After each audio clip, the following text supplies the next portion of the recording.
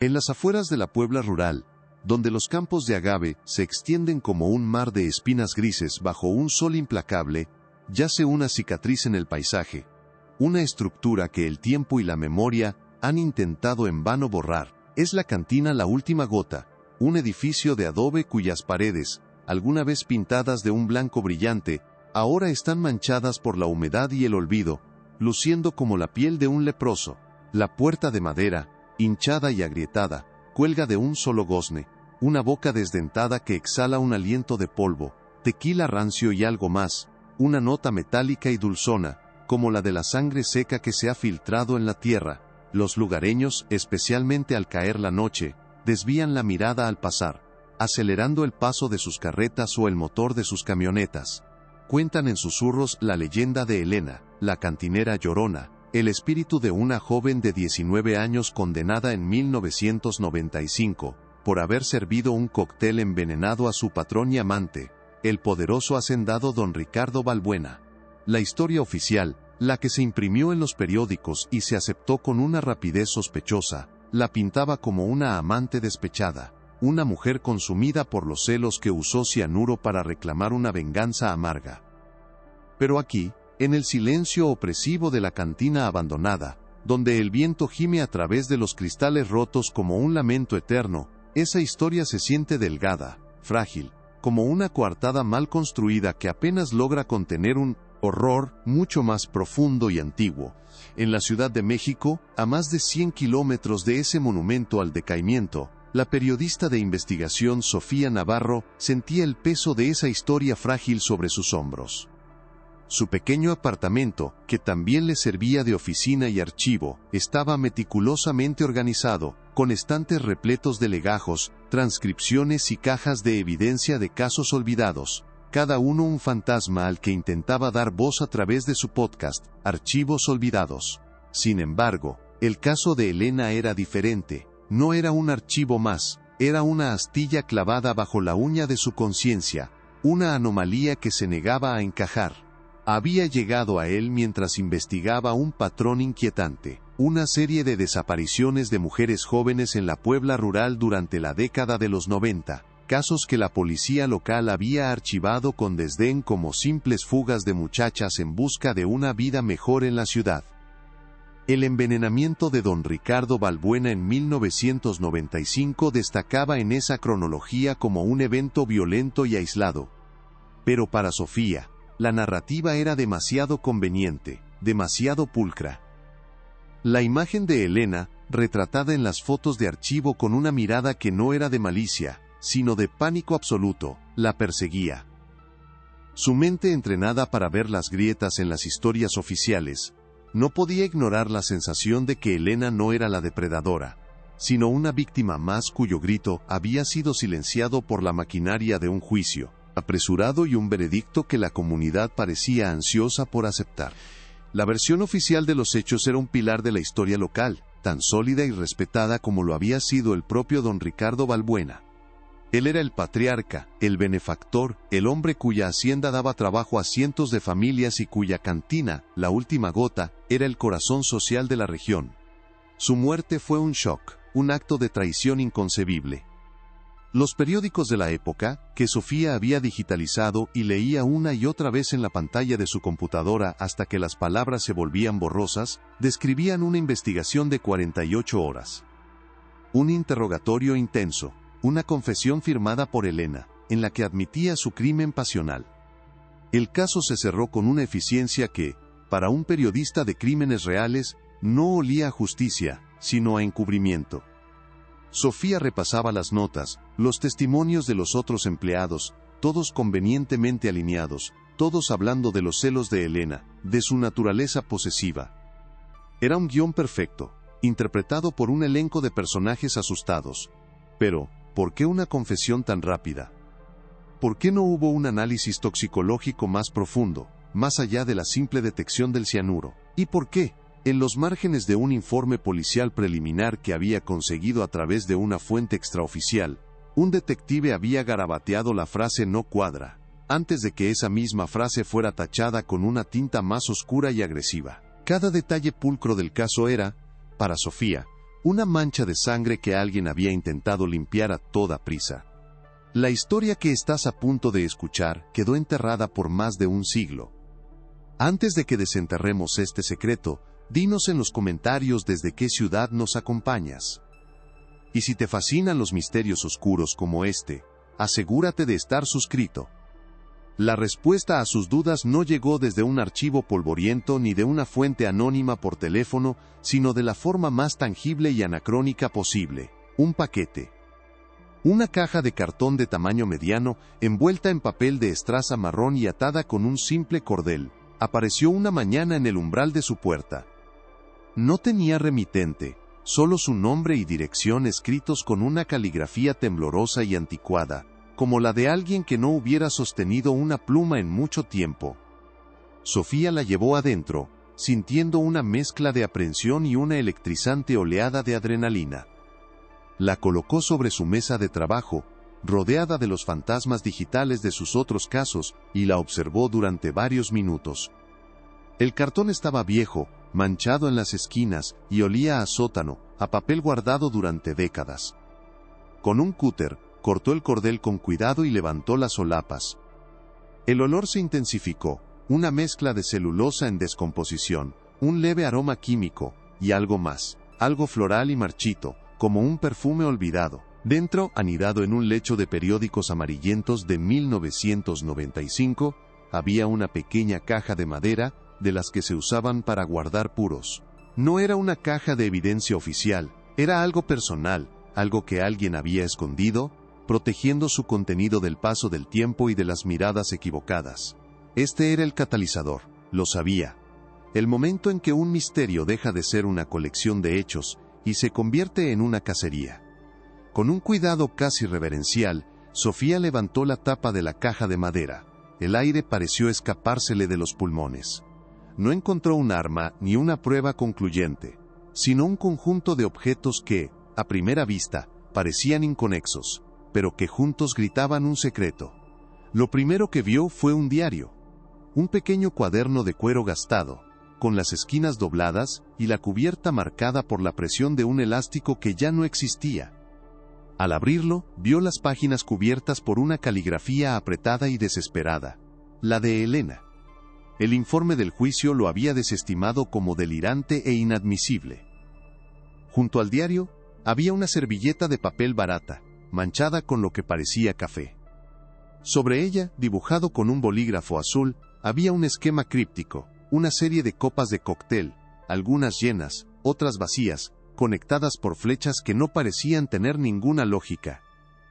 Era un mapa de una conversación, de un plan, de una tragedia, y finalmente, en el fondo de la caja envuelto en un trozo de tela de algodón, había un pequeño frasco de vidrio oscuro casi negro, sellado con un tapón de corcho. Al sostenerlo contra la luz, pudo ver que contenía un residuo, un líquido viscoso y ámbar que se aferraba a las paredes. Su corazón se detuvo. El informe oficial, el pilar de la condena de Elena, había sido inequívoco: cianuro, un veneno rápido, incoloro y letal. Pero la sustancia en este frasco no era cianuro. Era otra cosa. Algo desconocido, algo que no encajaba en la historia, y en ese instante, Sofía comprendió que no estaba a punto de limpiar el nombre de una mujer. Estaba a punto de desenterrar una tumba que contenía muchos más cuerpos que solo el de don Ricardo Balbuena. El primer paso de cualquier investigación no se da con los pies, sino con los sentidos.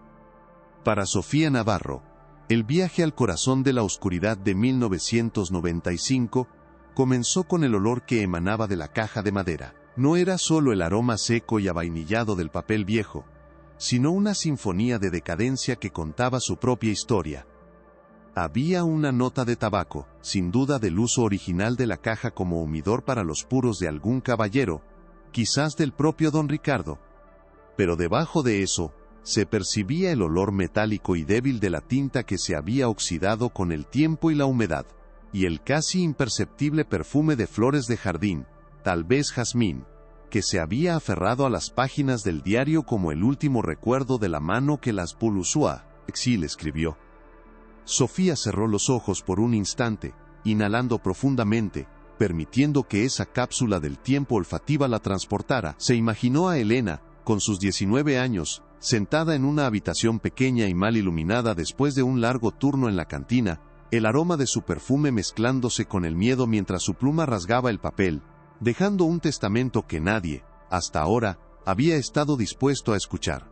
La investigación no había comenzado con una pista, sino con un fantasma que le susurraba a través de las décadas. El diario fue el primer artefacto que tomó en sus manos. El cuero de la cubierta estaba rígido y frío, agrietado en las costuras como la tierra reseca de Puebla. Se sentía frágil, como si la desesperación contenida en su interior pudiera hacer que se desmoronara en polvo al más mínimo contacto. Con la delicadeza de un arqueólogo desenterrando un hueso sagrado, lo abrió por una página al azar. La caligrafía, en un principio, era ordenada, casi infantil, con bucles redondeados y una inclinación constante. Pero a medida que avanzaba, las letras se volvían más angulosas, más apretadas, como si la mano que las escribía estuviera siendo atenazada por un calambre de pánico. Las palabras se atropellaban unas a otras, las líneas se inclinaban hacia abajo, y las manchas de tinta delataban pausas donde las lágrimas debieron haber caído sobre la página. Sofía no estaba leyendo las confesiones de una asesina celosa. Estaba leyendo el registro febril de una presa que sentía cómo la trampa se cerraba a su alrededor. Una frase escrita con una presión tan fuerte que casi había rasgado el papel, la obligó a contener la respiración. Él los llama sus juegos privados, pero no son juegos. Son ensayos para el infierno, y temo que yo sea la próxima en el programa. La historia oficial se desvanecía, reemplazada por el eco de un terror muy real. Luego, su atención se centró en la servilleta. Era un objeto tan mundano, tan efímero, que su presencia en esa caja de secretos parecía casi un sacrilegio. El papel era fino y barato, del tipo que se encuentra en los dispensadores de cualquier cantina de pueblo. La mancha de café en la esquina era un recuerdo fantasmal de una conversación, de un momento robado en medio del ruido y el humo. Pero el diagrama dibujado en su centro era cualquier cosa menos mundano. No era un mapa, no en el sentido geográfico. Era un diagrama de flujo, una coreografía macabra. Copas de cóctel, algunas dibujadas vacías, otras llenas hasta el borde, estaban conectadas por una red de flechas temblorosas. Sofía lo giró, tratando de encontrarle un punto de partida, una lógica. ¿Representaba el orden en que se servían las bebidas? O quizás las posiciones de las personas en la barra. Su mente de investigadora comenzó a formular hipótesis. Podría ser el plan de Elena para el envenenamiento, una guía visual para no cometer errores. Pero algo no encajaba. La complejidad del esquema, las flechas que se doblaban sobre sí mismas, sugerían más una contingencia, una serie de decisiones desesperadas, que un plan de asesinato a sangre fría. Parecía el mapa de un escape, no de un ataque. El frasco de vidrio oscuro era la pieza más inquietante del rompecabezas. Era pequeño, cabía en la palma de su mano, y el vidrio era tan opaco que apenas dejaba pasar la luz. El corcho estaba reseco, y se desmoronó un poco cuando lo tocó con la uña. El informe de la autopsia de don Ricardo Balbuena, un documento que Sofía había memorizado, era explícito: muerte por ingestión de cianuro de potasio. Un veneno clásico, brutalmente eficiente, que no deja lugar a dudas. Pero el residuo que se aferraba a las paredes interiores del frasco era espeso, de un color ámbar oscuro, casi como la melaza. El cianuro, en su forma más común, es un polvo blanco cristalino que se disuelve en líquido, volviéndose incoloro. Esto era diferente. Esto era orgánico, casi alquímico. Un pensamiento helado recorrió la espalda de Sofía.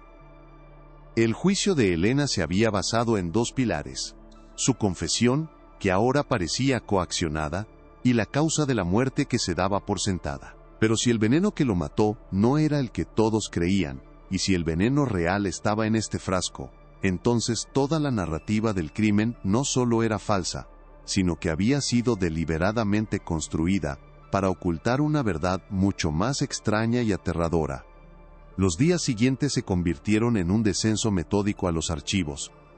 Sofía se sumergió primero en el diario de Elena, transcribiendo cada palabra, cada frase tachada, cada signo de exclamación, que era más un grito que un signo de puntuación. Las páginas revelaron un retrato de don Ricardo que contrastaba violentamente con su imagen pública de benefactor. Elena no escribía sobre un amante, sino sobre un carcelero.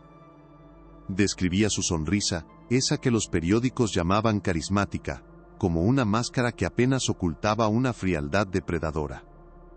Detallaba los rituales en el sótano de la cantina, a los que él se refería como pruebas de lealtad. No había descripciones explícitas de violencia física, sino algo quizás peor, un terror psicológico constante. La obligaba a memorizar recetas de cócteles extraños con ingredientes que él mismo le proporcionaba, hierbas y raíces que olían a tierra húmeda y a descomposición. La verdadera fuente de su pánico, sin embargo, no era por ella misma, sino por Ana, una chica nueva, aún más joven y vulnerable, que había empezado a trabajar en la última gota. Don Ricardo había puesto sus ojos en ella, y Elena, en las últimas entradas de su diario, escribía con una urgencia frenética sobre la necesidad de advertirla, de sacarla de allí antes de que fuera su turno de participar en los juegos privados. Con la transcripción del diario en mano, Sofía se dirigió a la hemeroteca de Puebla.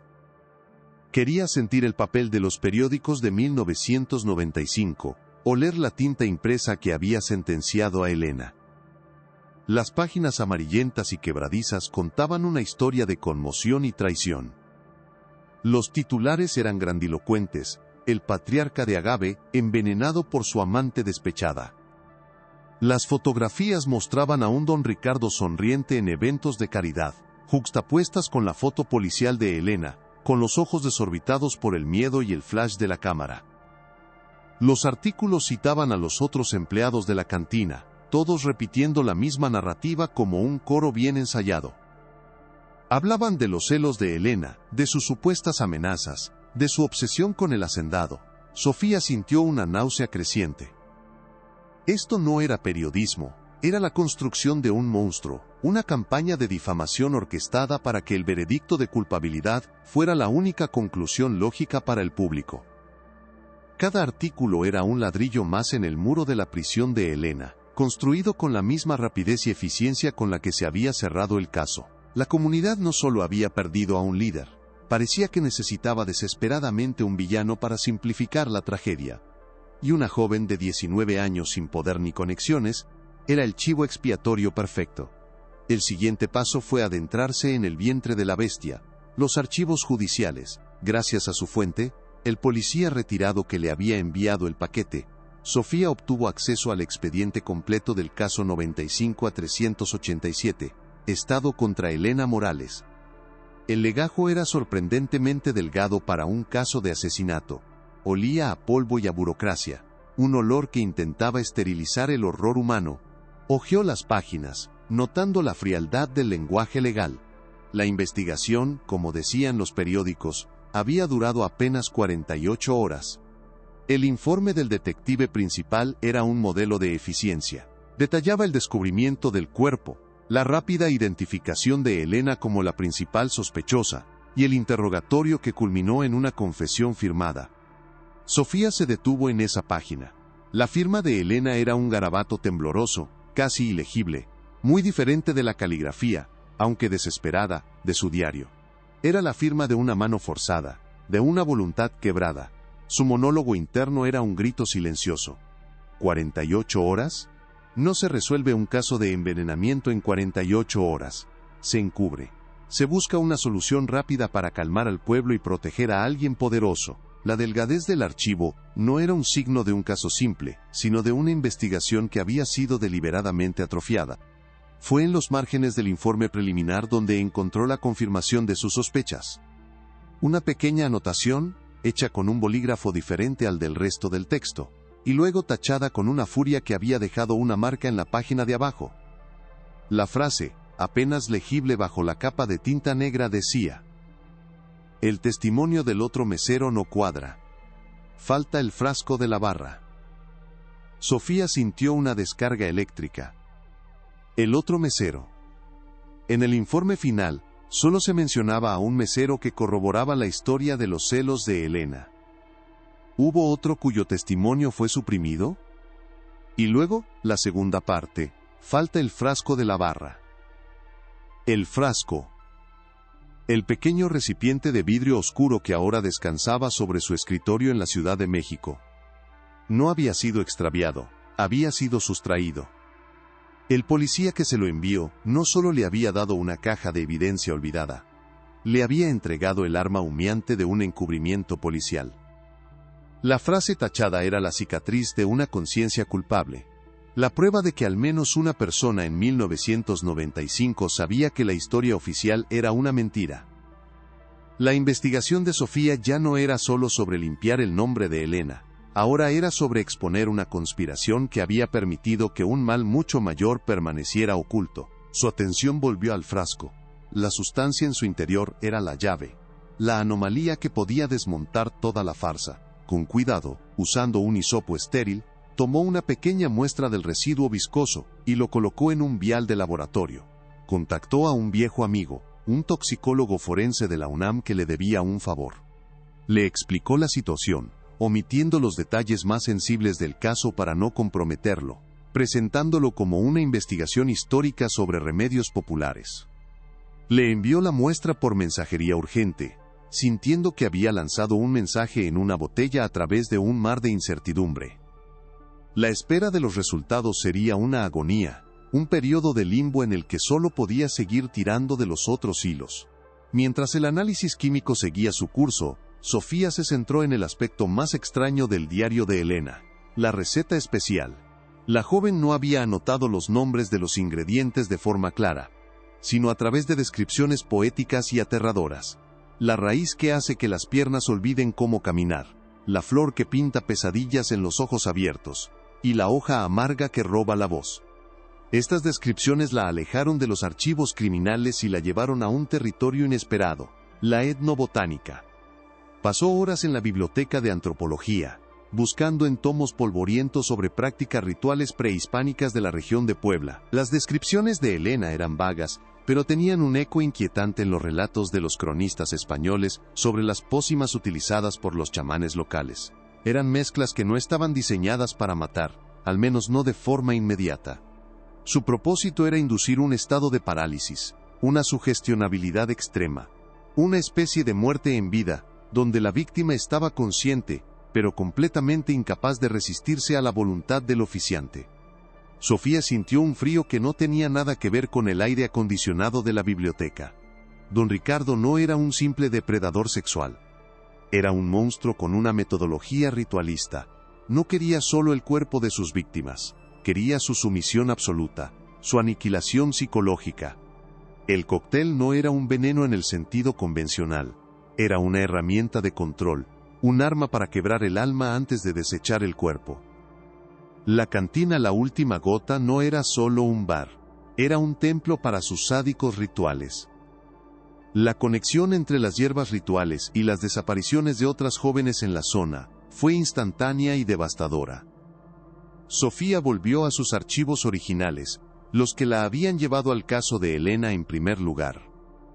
La lista de nombres, chicas que habían trabajado en la hacienda o en la cantina, y que un día simplemente se habían desvanecido.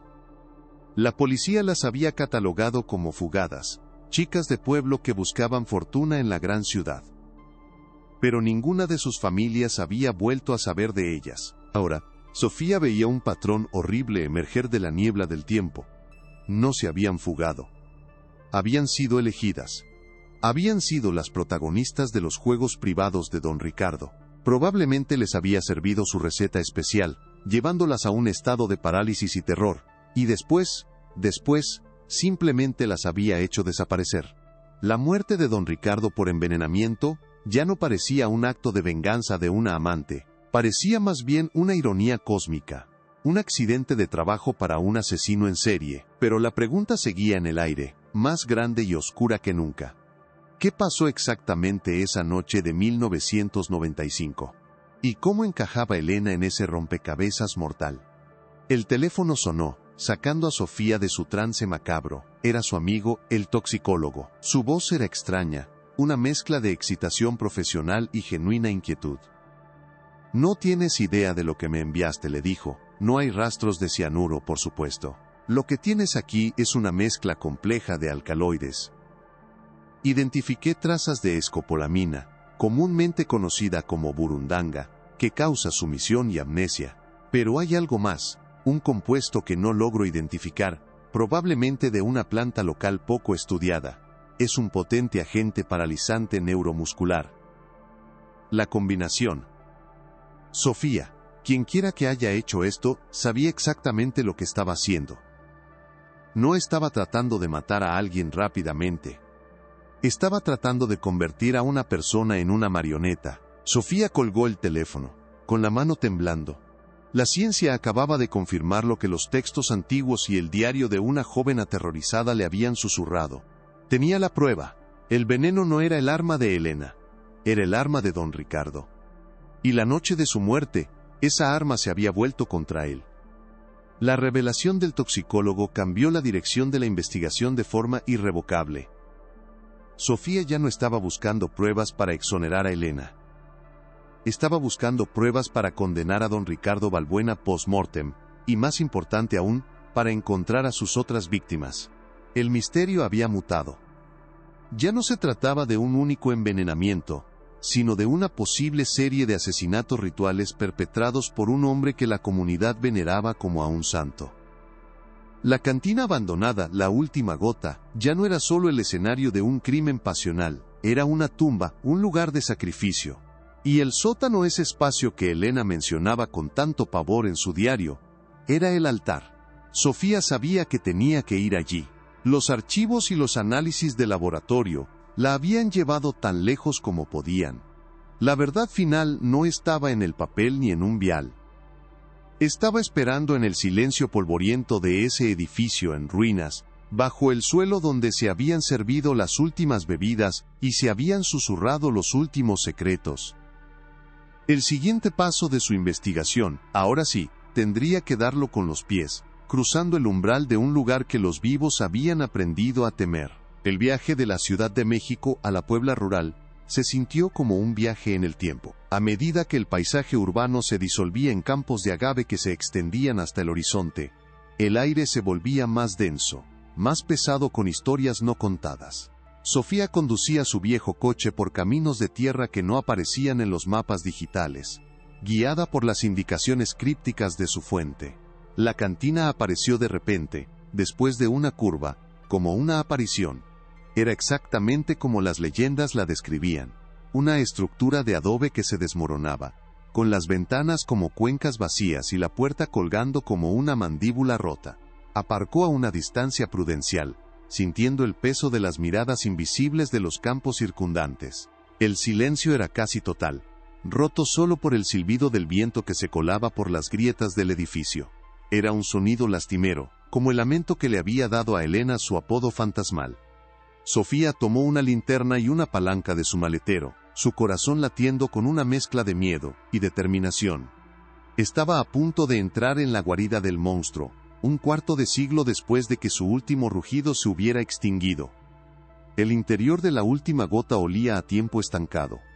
Una gruesa capa de polvo cubría todo, amortiguando sus pasos y creando pequeñas nubes fantasmales con cada movimiento. La luz del sol que se filtraba por los agujeros del techo dibujaba haces luminosos en el aire, iluminando partículas de polvo que danzaban como espíritus inquietos. Detrás de la barra de caoba agrietada, el gran espejo estaba manchado de negro por la humedad, reflejando su imagen de forma distorsionada, como si la viera a través de agua sucia. Botellas rotas yacían en el suelo, junto a sillas volcadas y mesas cubiertas de telarañas. Era una escena de abandono repentino, como si los clientes y el personal hubieran huido a mitad de la noche, dejando todo atrás. Sofía recorrió el lugar con la linterna, su haz de luz cortando la penumbra. Buscaba la puerta que Elena había descrito en su diario, la que llevaba al sótano, al escenario de los juegos privados. Se encontró detrás de la barra, oculta por una cortina podrida. Era una puerta de madera maciza, con un pesado cerrojo de hierro oxidado. El aire que emanaba de sus rendijas era notablemente más frío, y traía consigo un olor a tierra húmeda y a algo más, algo metálico y dulzón. El olor de la sangre vieja. Forzar la cerradura fue más fácil de lo que esperaba, El óxido había hecho la mayor parte del trabajo. La puerta se abrió con un gemido prolongado que resonó en el silencio de la cantina. Un tramo de escalones de piedra, resbaladizos por la humedad, descendía hacia una oscuridad total. Sofía encendió su linterna más potente y comenzó a bajar, sintiendo cómo la temperatura caía con cada paso. El sótano era pequeño y claustrofóbico, con paredes de piedra desnuda que parecían sudar.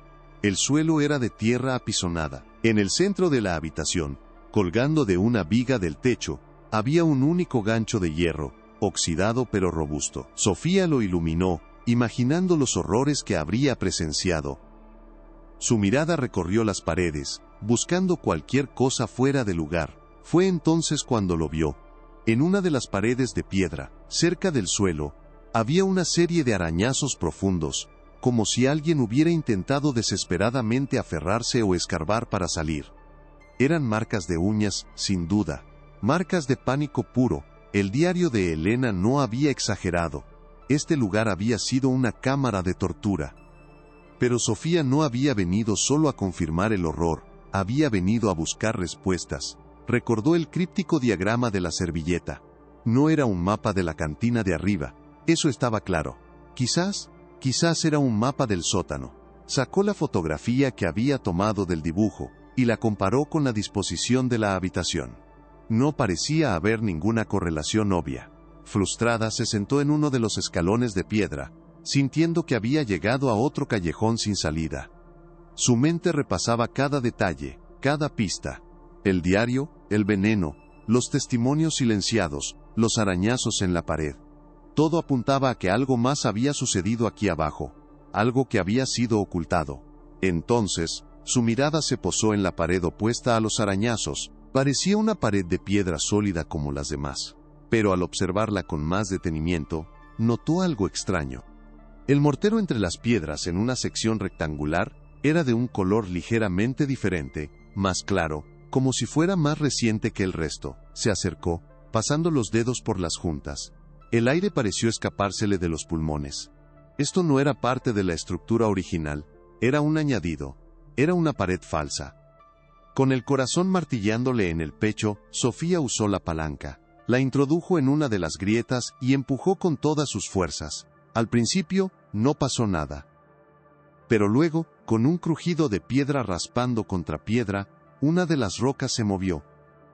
Siguió trabajando, sudando a pesar del frío del sótano, hasta que logró quitar suficientes piedras para crear una abertura. Apuntó la linterna hacia el interior del hueco oscuro. Esperaba encontrar huesos, restos humanos, la prueba definitiva de los crímenes de don Ricardo, pero lo que vio era de alguna manera mucho peor. El espacio oculto no era una tumba, sino un santuario, un nicho cuidadosamente excavado en la tierra detrás de la pared. Y dentro, dispuestos como ofrendas en un altar macabro, había una colección de pequeños objetos personales. Un listón de pelo rojo atado con un nudo infantil. Un único arete de plata con forma de luna. Una pequeña Biblia de bolsillo con el nombre de María grabado en la cubierta. Un zapato de niña, de charol blanco, ahora cubierto de moho. Cada objeto era un trofeo. Cada trofeo, la última huella de una de las chicas desaparecidas. Sofía retrocedió, tropezando con una de las piedras sueltas y cayendo sentada sobre la tierra húmeda. La linterna se le cayó de la mano, y su haz de luz giró salvajemente por el sótano, iluminando los arañazos, el gancho, y la horrible colección en la pared. El aire pareció volverse sólido, imposible de respirar. La verdad era más monstruosa de lo que jamás había imaginado. Don Ricardo no solo las había hecho desaparecer, las había borrado del mundo, conservando solo un pequeño fragmento de sus vidas, un recuerdo tangible de su poder sobre ellas. Estas no eran las acciones de un hombre, sino las de un demonio que se vestía con la piel de un benefactor. El envenenamiento de 1995 ya no era el centro de la historia. Era solo el epílogo, el accidente que había puesto fin a un reinado de terror que nadie había sospechado. Y Elena no había sido una asesina.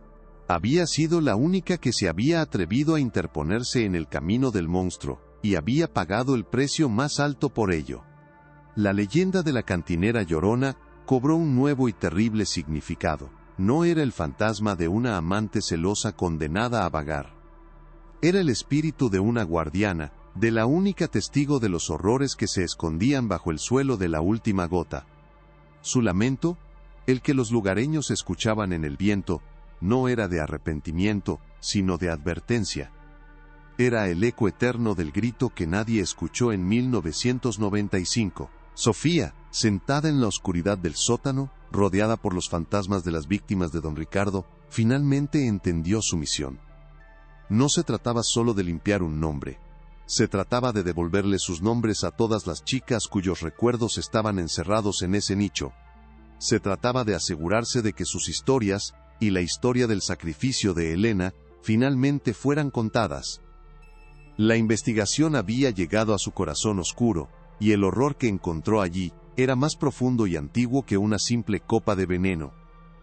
El siguiente paso sería el más peligroso. Ahora tenía pruebas físicas, no solo un diario y un análisis toxicológico. Tenía la colección de trofeos de un asesino en serie.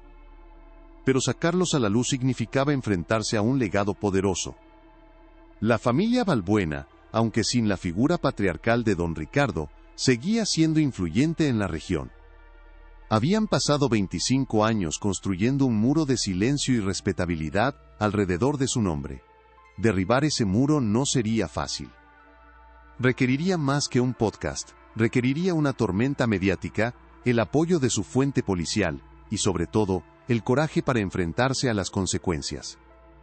Sofía recogió su linterna, se levantó y, antes de salir del sótano, tomó una fotografía de alta resolución del nicho y su contenido.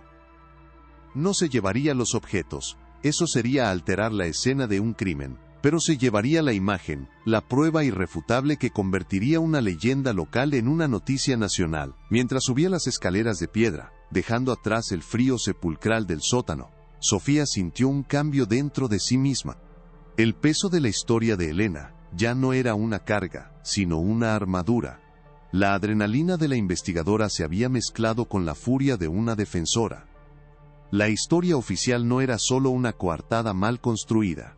Era una profanación de la memoria de las víctimas, y ella estaba a punto de demolerla, piedra por piedra, hasta que solo quedara la verdad desnuda y terrible.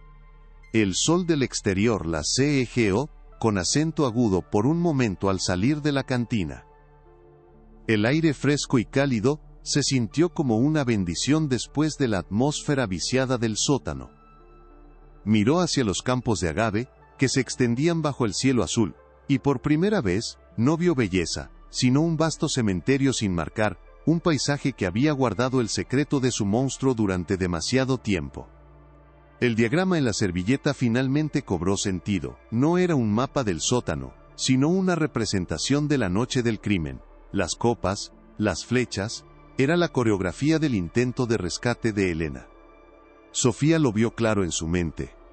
Elena tratando de intercambiar las copas, de desviar el veneno destinado a Ana, la nueva víctima.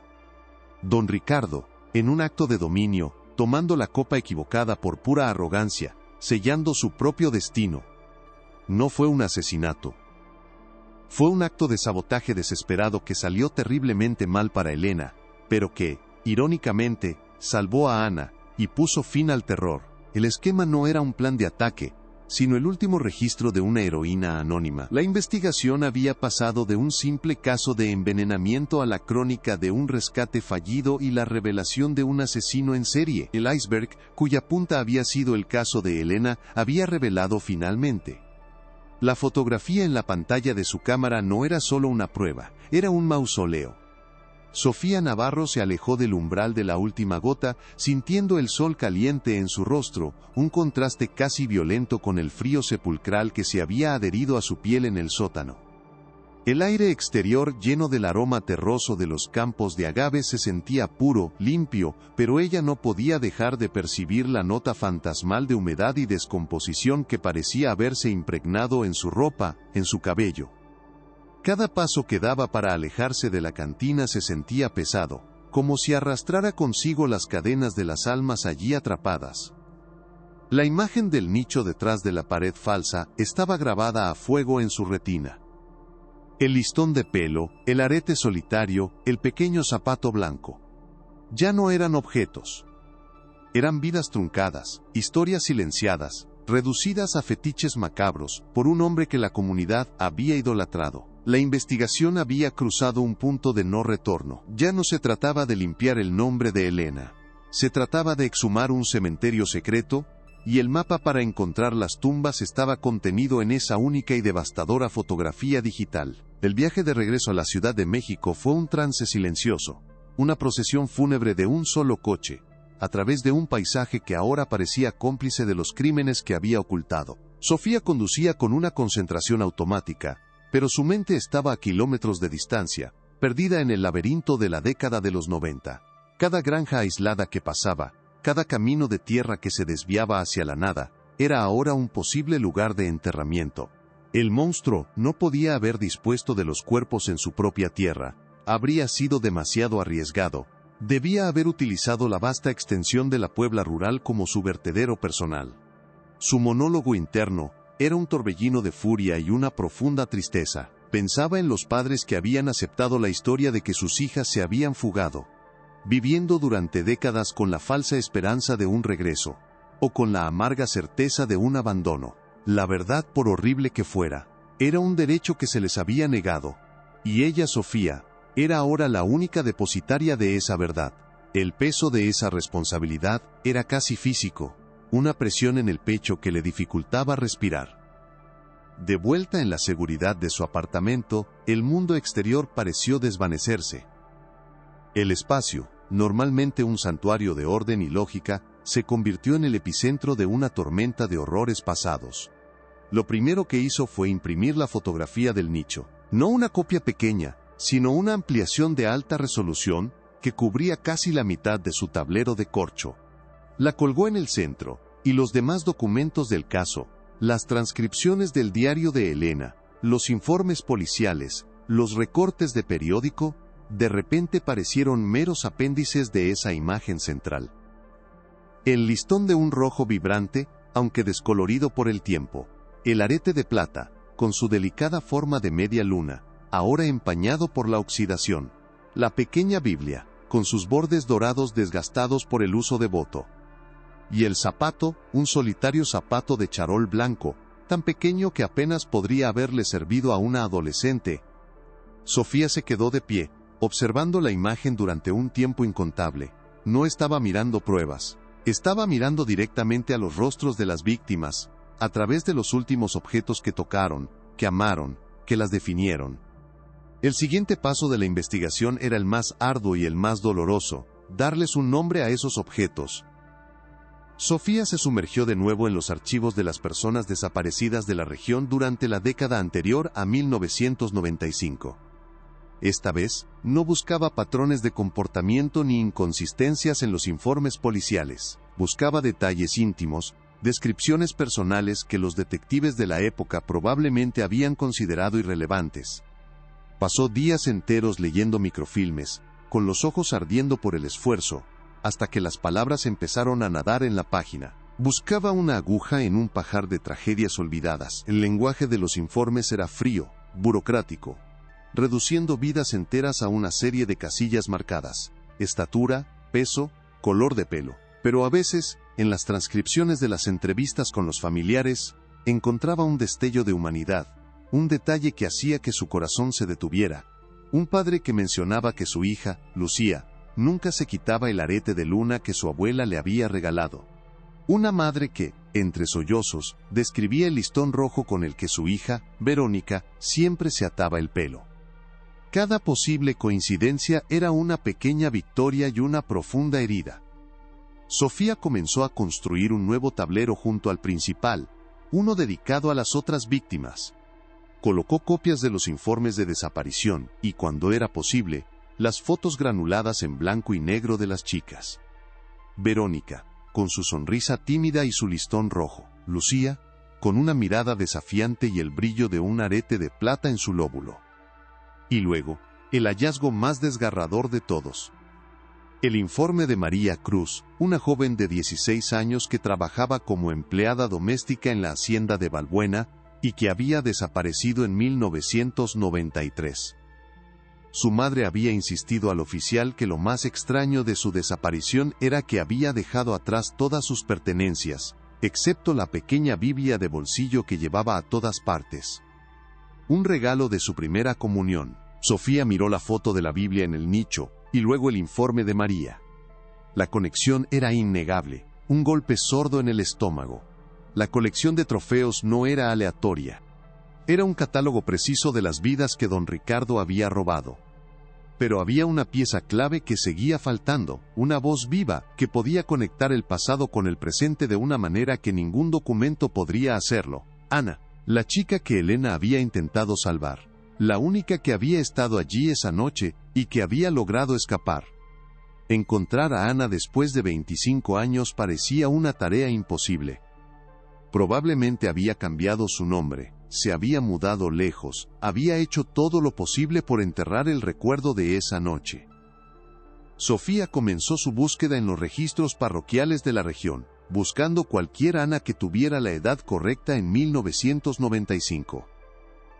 La tarea era monumental, el nombre era increíblemente común. Pasó semanas siguiendo pistas falsas, llamando a mujeres que no tenían idea de lo que estaba hablando, sintiendo cómo la esperanza se desvanecía con cada callejón sin salida. La frustración era una compañera constante, un zumbido bajo en su mente que le susurraba que estaba persiguiendo a un fantasma. ¿Cómo se encuentra a alguien que no quiere ser encontrado? Alguien cuya supervivencia dependía precisamente de desaparecer. El avance llegó de la manera más inesperada. Mientras revisaba viejos anuarios escolares de la zona, buscando rostros que pudieran coincidir con las descripciones, encontró una foto de un club de debate de 1994. En la leyenda, aparecía el nombre de Ana Morales, la prima de Elena. La conexión era tenue, pero era algo. Sofía se centró en la familia Morales, buscando a cualquier pariente que pudiera seguir viviendo en la zona. Finalmente, encontró a un tío abuelo, un anciano que vivía en un pueblo vecino. La llamada fue difícil. El hombre era desconfiado, protector de la memoria de su familia, una memoria manchada por la condena de Elena. Pero Sofía fue paciente. Le habló de su investigación, de su creencia en la inocencia de Elena, del diario. Finalmente, el anciano cedió. Le dijo que Ana se había ido a vivir a Monterrey hacía muchos años. Se había casado. Su nuevo nombre era Ana Castillo. No le dio un número de teléfono, pero le dio el nombre del barrio donde vivía. Era suficiente. Unas horas de investigación en los directorios en línea, y Sofía tenía un número. La llamada telefónica fue el momento más tenso de toda la investigación. Marcó el número con los dedos temblorosos, escuchando el tono de llamada que parecía extenderse por una eternidad. Cuando una mujer contestó, con una voz amable pero cautelosa, Sofía sintió que se le secaba la boca. Se presentó, explicando que era una periodista trabajando en una historia sobre la Puebla de los 90. Luego, con la mayor delicadeza que pudo, pronunció las palabras que sabía que podrían terminar la llamada al instante. Estoy investigando lo que sucedió en la cantina La Última Gota. Hubo un silencio al otro lado de la línea, un silencio tan profundo y pesado, que Sofía pudo oír la respiración contenida de la mujer. Un pequeño jadeo de pánico reprimido después de un cuarto de siglo. Por un momento, pensó que le colgaría, pero en lugar de eso, la mujer, Ana, susurró una sola palabra. Una pregunta que contenía 25 años de miedo. ¿Cómo me encontró? La historia que Ana Castillo contó por teléfono durante las siguientes 2 horas no solo corroboró el diario de Elena, le dio vida, color y un nivel de detalle aterrador.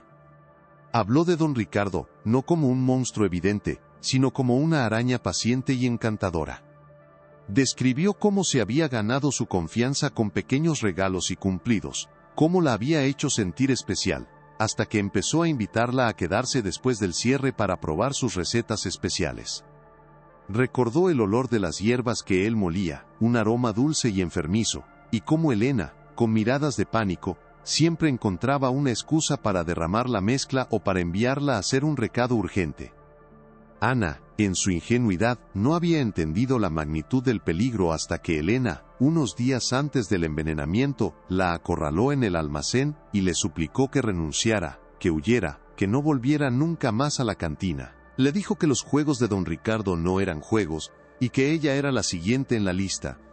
La noche de la muerte de don Ricardo, según el relato tembloroso de Ana, fue el clímax de esa tensión insoportable. Don Ricardo estaba furioso con Elena por su interferencia, y le ordenó que preparara la receta especial para Ana delante de él, como una prueba de lealtad. Ana describió la escena con una claridad fotográfica, las dos copas en la barra, una para ella, y otra, supuestamente inofensiva, para don Ricardo. Vio el terror en los ojos de Elena, pero también una determinación fría que nunca antes había visto. Vio a Elena realizar una serie de movimientos rápidos y confusos con las manos, un juego de prestidigitación desesperado mientras don Ricardo estaba distraído por otro cliente. Ana no entendió lo que estaba haciendo, pero sintió una corriente de pánico. Entonces, don Ricardo se volvió, su sonrisa era una mueca de triunfo. En un gesto de pura arrogancia, para demostrar su control total sobre la situación, apartó la copa que Elena le había indicado a Ana y tomó la otra, la que Elena había intentado apartar. Brindó por la lealtad, dijo, y se bebió el contenido de un solo trago. El colapso de don Ricardo fue rápido y horrible. Ana recordó los gritos, la confusión, y cómo Elena, en medio del caos, la agarró por el brazo, la empujó hacia la puerta trasera y le gritó que corriera y no mirara atrás. Esa fue la última vez que vio a su prima. Huyó esa misma noche, tomando un autobús a la ciudad más lejana que pudo encontrar, aterrorizada de que los hombres de Valbuena la encontraran. Durante años, vivió con la culpa, creyendo la historia oficial de que Elena había envenenado a don Ricardo por celos, sin entender nunca el sacrificio que su prima había hecho por ella. La confesión de Ana por teléfono, interrumpida por sollozos contenidos durante 25 años, no fue solo un testimonio, fue la pieza final y más crucial del rompecabezas. Elena no había sido una asesina, había sido una saboteadora, una heroína, que había llevado a cabo un acto de rescate que la había condenado. El veneno nunca fue para don Ricardo. Él se había servido a sí mismo, por error, la misma maldad que había preparado para otra persona. Dijiste macabro en los comentarios si esta historia te ha puesto los pelos de punta. Cuando Sofía colgó el teléfono, el apartamento pareció girar a su alrededor. Se apoyó en la pared, sintiendo el aliento entrecortado, el corazón latiendo con fuerza contra sus costillas. El horror de la historia se mezclaba con una oleada de vindicación tan poderosa que casi la hizo caer de rodillas. Lo tenía todo. El diario de Elena era el testamento de su intención. El análisis toxicológico del frasco era la prueba del arma del crimen, el verdadero veneno de don Ricardo. La fotografía del nicho era la evidencia de que él no era una víctima sino un asesino en serie. Y ahora, el testimonio de Ana era la crónica en primera persona de la verdad de esa noche, la confirmación irrefutable del sacrificio de Elena. La historia ya no era una colección de pistas y conjeturas. Se había solidificado en una narrativa coherente, brutal y absolutamente innegable.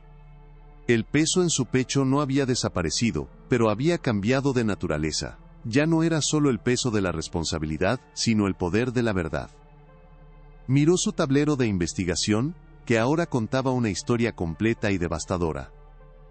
La imagen de don Ricardo, el benefactor sonriente, parecía burlarse de ella desde un viejo recorte de periódico. Pero su sonrisa ya no tenía poder. Sofía tenía las herramientas para destrozar esa fachada para siempre. La investigación, en su fase de recolección de pruebas, había terminado. Había descendido al sótano de la historia, y había salido con el monstruo encadenado por los hechos. El escenario estaba listo para el enfrentamiento final, no con un hombre, que ya estaba muerto y enterrado, sino con su legado, un legado venenoso que había infectado a toda una comunidad durante más de 2 décadas. Los fantasmas de la última gota finalmente tenían a su defensora, y ella estaba lista para presentar su caso ante el tribunal de la opinión pública. El escenario para el enfrentamiento final con la verdad no se montó en una sala de tribunal ni en una oficina de policía, sino en el teatro silencioso de la mente de Sofía Navarro, y a través de ella en la close-up, conciencia de todos los que escucharían su historia. La noche del 15 de agosto de 1995, reconstruida con los hilos dorados del testimonio de Ana y los hilos oscuros del diario de Helena, se desplegó con una claridad aterradora. No fue una noche de celos y traición, sino una de calculado heroísmo y trágico accidente. La atmósfera en la última gota debió haber sido espesa, cargada con la electricidad del miedo no expresado. Se puede imaginar a don Ricardo, en la cima de su poder, observando a sus dos empleadas desde su trono invisible detrás de la barra, su sonrisa carismática siendo una máscara para la anticipación depredadora. En su mente, Ana ya era suya, otra mariposa a punto de ser clavada en su colección. Ordenó la preparación de su receta especial, no como una bebida, sino como una sentencia, un ritual de sumisión que comenzaba mucho antes de que la víctima perdiera la conciencia. El aire se llenaría con el olor enfermizo de las hierbas molidas, un aroma que para Ana era extraño, pero que para Helena era el perfume de la antesala del infierno. Cada movimiento de Helena detrás de la barra esa noche fue una danza sobre el filo de una navaja, cada gesto observado por los ojos fríos de su carcelero. El verdadero drama no fue el veneno, sino la desesperada coreografía de las manos de Helena, un ballet de supervivencia que intentaba cambiar el destino escrito en esas dos copas de cristal. La revelación final, cuando se presenta en su totalidad, no es un simple giro en la trama, es la demolición completa de una realidad fabricada. La aniquilación de un mito local que había envenenado la memoria de una comunidad durante un cuarto de siglo. El primer pilar en caer es la causa de la muerte. El informe del toxicólogo, con su análisis de alcaloides paralizantes y psicotrópicos, pulveriza la mentira del cianuro, revelando no el arma de una amante despechada, sino la herramienta preferida de un depredador ritualista. El segundo pilar es el carácter de la víctima. La fotografía del nicho secreto, con su colección de trofeos de vidas robadas, transforma a don Ricardo Balbuena de un patriarca traicionado en un monstruo prolífico, un asesino en serie que se escondía a plena vista, protegido por su propio poder y la ceguera voluntaria de quienes se beneficiaban de él. El tercer y último pilar en derrumbarse es el motivo del crimen. El testimonio de Ana Castillo, la voz del fantasma que logró escapar, reescribe la historia de esa noche, convirtiendo a Helena de una asesina a una salvadora. Su acto no fue de malicia, sino de sacrificio. El veneno que mató a don Ricardo no fue servido, fue interceptado por la arrogancia del propio monstruo, un acto de justicia poética tan improbable como definitivo. La historia oficial, construida en 48 horas de investigación corrupta, se revela como lo que siempre fue, una lápida pesada, colocada apresuradamente sobre un nido de secretos para evitar que los horrores que contenía pudieran salir a la superficie. La publicación de la investigación de Sofía no llega a la región de Puebla como una lluvia suave que limpia el polvo de los años, sino como un relámpago que parte en dos el paisaje de la memoria colectiva.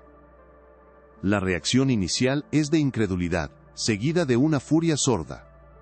La familia Balbuena, todavía una fuerza económica en la zona, emite comunicados a través de sus abogados, hablando de difamación, de periodismo sensacionalista, amenazando con demandas millonarias para silenciar la historia.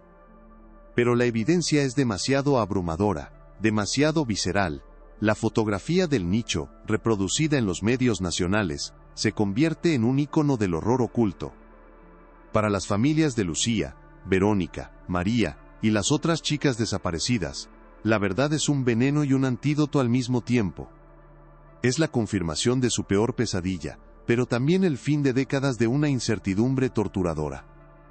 Hombres y mujeres ahora ancianos, que perdieron a sus hijas o hermanas, se sientan frente a las cámaras, con los rostros surcados por el dolor, reconociendo el listón de pelo, el arete de luna, la pequeña Biblia. La comunidad se ve obligada a mirarse en un espejo roto, a confrontar la incómoda realidad de que el monstruo que los aterrorizó no vino de fuera, sino que creció en su propio jardín, regado por su respeto y su silencio.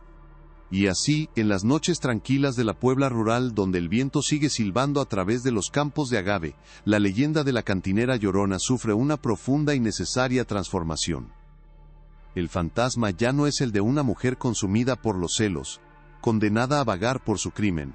Los susurros que pasan de padres a hijos cambian de tono, ya no cuentan la historia de una asesina, sino la de una guardiana. El espíritu de Helena ya no es una advertencia sobre los peligros de la pasión, sino un recordatorio del coraje que se puede encontrar en los lugares más desesperados. Su lamento, que antes se interpretaba como un gemido de culpa, ahora se escucha como un llanto de duelo por las otras almas perdidas en ese lugar maldito. Un eco eterno de la advertencia que intentó dar en vida. La cantina abandonada, la última gota, deja de ser simplemente un lugar embrujado para convertirse en un monumento no oficial, un santuario de la tragedia. Algunos lugareños comienzan a dejar flores silvestres en su puerta podrida, no por miedo, sino por respeto. El folclore que una vez sirvió para cimentar una mentira, se convierte ahora en el vehículo para consagrar la verdad de una heroína que fue calumniada hasta después de la muerte. Para Sofía Navarro, el cierre del caso no trae consigo la dulce satisfacción de la victoria, sino la pesada carga de la verdad. Su pequeño apartamento, que una vez fue un archivo de misterios sin resolver, ahora se siente como un mausoleo de tragedias resueltas. El tablero de investigación, con sus hilos rojos conectando rostros, fechas y horrores, ya no es una herramienta de trabajo, sino un mural que le devuelve la mirada con los ojos de los muertos. Ha dado voz a los silenciados, pero sus susurros ahora la acompañan, un coro constante que le recuerda el precio de desenterrar tumbas olvidadas. La justicia que ha logrado no es la de los tribunales, sino una más etérea y quizás más profunda, la justicia de la memoria.